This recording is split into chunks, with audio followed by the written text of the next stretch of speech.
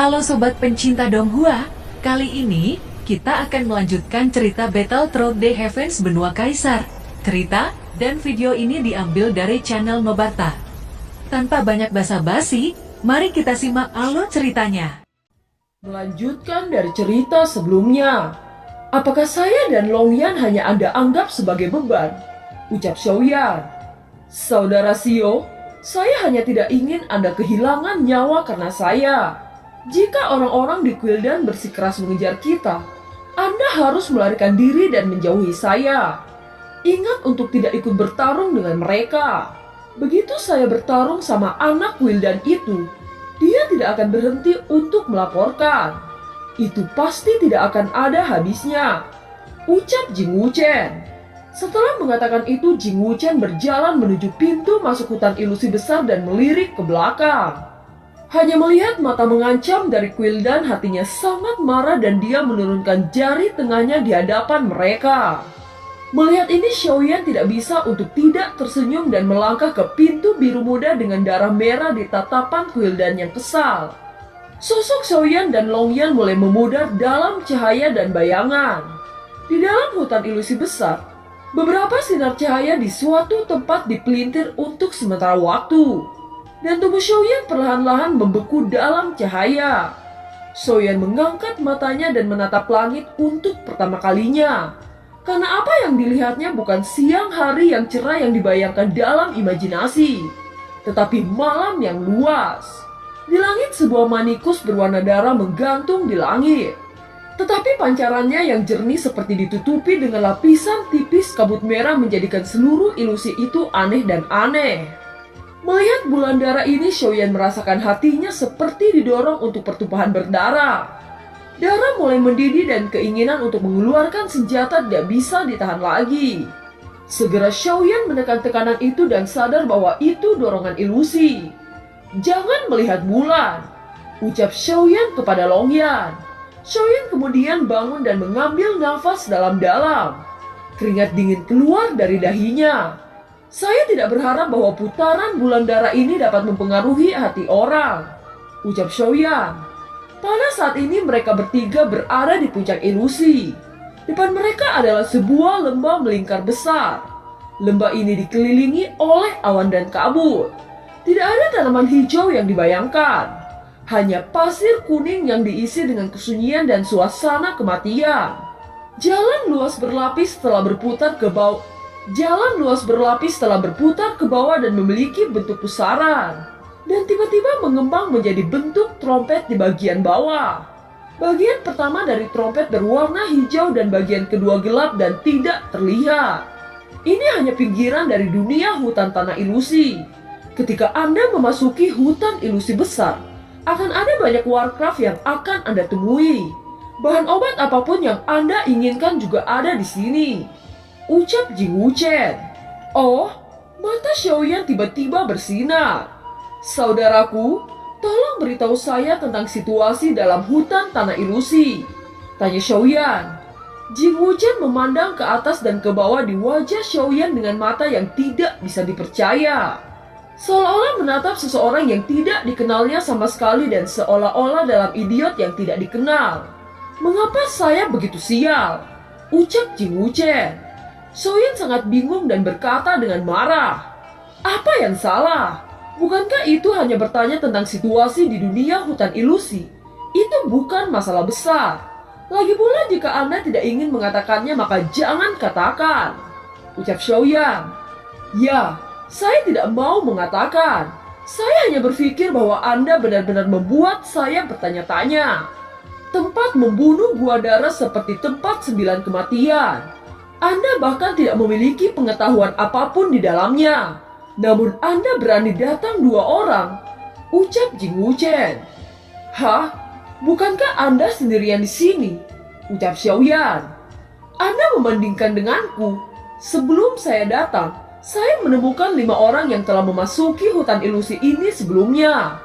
Namun saya merasa bahwa dengan kemampuan melarikan diri kelas 1 dan keterampilan menyelamatkan hidup saya, seharusnya tidak ada masalah dalam menyelamatkan hidup saya. Jadi saya berani datang sendirian. Bagaimana dengan Anda? Anda bahkan tidak tahu apa-apa, tidak mengerti apa-apa, dan Anda tidak memiliki kekuatan untuk melindungi diri Anda berani datang. Bukankah itu kematian? Ucap Jing Wuchen. Xiaoyan hanya membalas Jing Wuchen dengan senyum dan tidak membantah. Jing Wuchen membersihkan hidungnya dan berkata lagi, "Lihatlah usiamu. Itu sangat muda. Sepertinya Anda belum mencapai batas Kaisar Bintang 5. Tidak ada yang luar biasa tentang kekuatan. Bahkan Anda tidak memiliki latar belakang. Apalagi hanya datang 2 orang dan yang satunya bocah kentut. Saya benar-benar kasihan. Mengapa Anda di sini hanya mengambil resiko yang begitu besar?" Ucap Jing Wuchen. "Saya hanya tahu bahwa ini penuh dengan pembunuhan. Ini adalah tempat yang bagus untuk pelatihan. Jadi saya ingin mengasah." Ucap Xiaoyan. "Mengasah? Menggerinda? Sampai hari ini siapa yang ingin Anda asah?" "Ya, baiklah, saya setuju. Tapi Anda tidak boleh kaget ketika saatnya tiba." Ucap Jing Wuchen. "Bukankah Anda terlalu meremehkan saya?" Ucap Xiaoyan. "Itu sebabnya saya bilang saya tidak beruntung. Ketika saya bertemu dengan 2 orang yang menyedihkan, itu membuat saya ingin melindungi seseorang yang lemah. Apakah kamu tahu itu?" Ucap Jing Wuchen berkata dengan prihatin.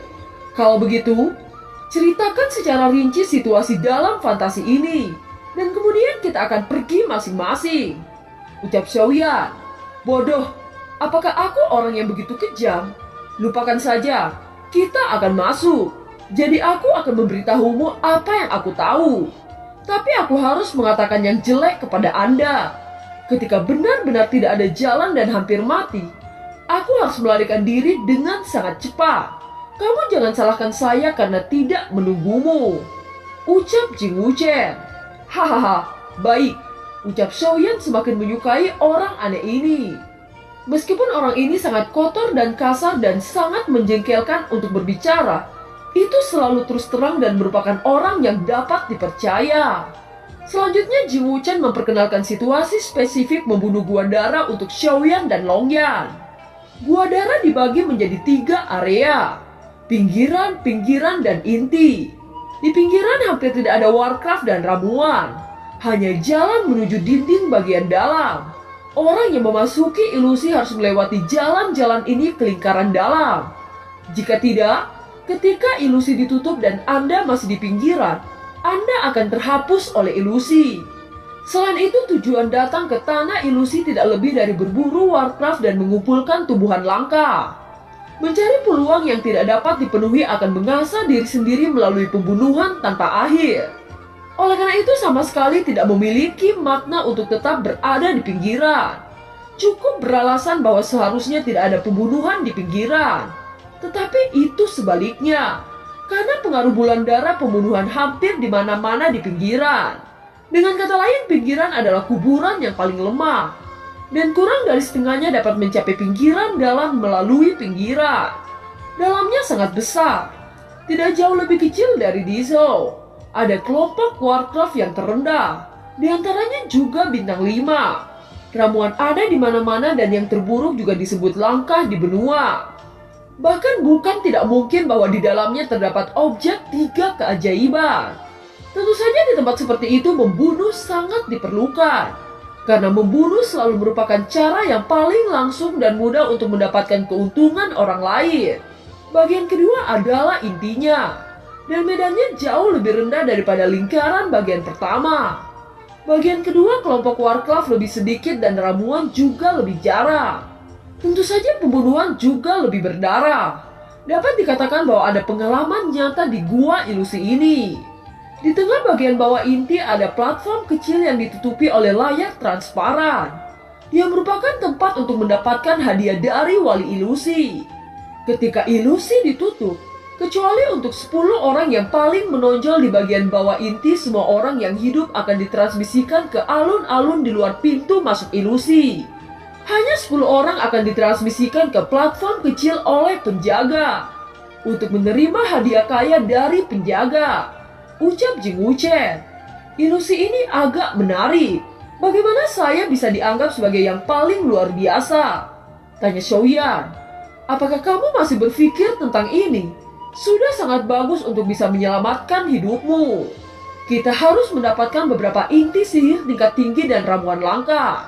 Jika kamu beruntung dapatkan beberapa item yang bisa meningkatkan Dowdy bintang 5. Atau tidak, Anda bisa menjualnya dengan harga tinggi di luar. Jangan ragu-ragu untuk membunuh seseorang. Setelah lolos dari perjalanan ini, semua item yang akan diberikan oleh penjaga sangat istimewa. Itu tidak tersedia di luaran manapun. Ucap Jing Wuchen.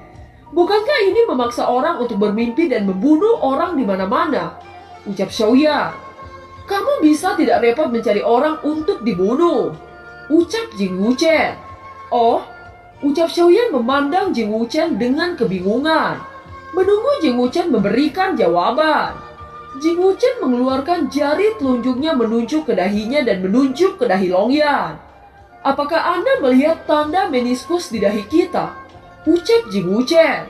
Xiaoyan memperhatikan bahwa ada tanda meniskus yang sama persis di dahi Jing Wuchen dan Longyan. Itu sama dan tidak mudah untuk memperhatikan tanpa melihat dengan hati-hati. Kamu juga punya satu di dahimu. Setiap orang yang memasuki hutan ilusi ini memiliki satu di dahinya. Ucap Jing Wuchen. Apa gunanya ini? Apakah itu merasakan atau menerima efek darah bulan pada pikiran? Tanya Xiaoyan dengan bingung. Pintar, tetapi tanda bulan sabit ini memiliki fungsi lain yang lebih penting. Ucap Jing Wuchen. Apa itu? Tanya Xiaoyan. Hitung pembunuhannya. Ucap Jing Wuchen. Oh, ucap terkejut Xiaoyan. Setiap kali kamu membunuh seseorang, warna meniskusmu akan berubah dari merah muda ke merah lebih jelas, dan kemudian merah pekat, sampai yang terakhir menjadi hitam. Ucap Jing Wuchen. Hitam?